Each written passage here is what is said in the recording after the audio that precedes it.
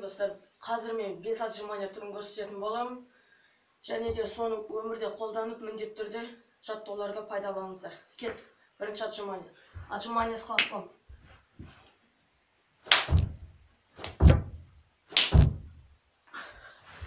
Екінші отжимания. Отжимания с хлопком, сосын отжимания с хлопком аяқпен.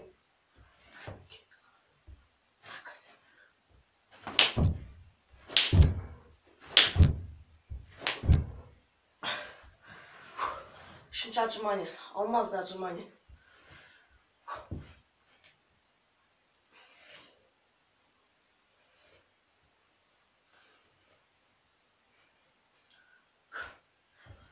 Төртінші отжимания, отжимания спайдермена.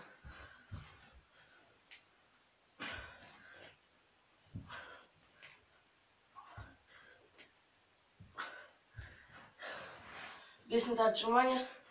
Қолды осылаймен қоямыз да, әр жаққа ауып отжимания жасаймыз. Қазір көрсетейін.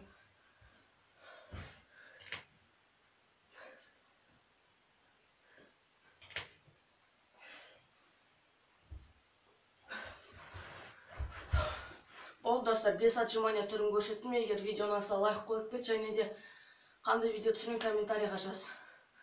Арнама жазылмасаң міндетті түрде жазыл. Видеолар көп шығатын болады. Және де ең бастысы бізді алда көптеген қызықты жаттығулар күтіп тұр. Бүгінге осы сау бро.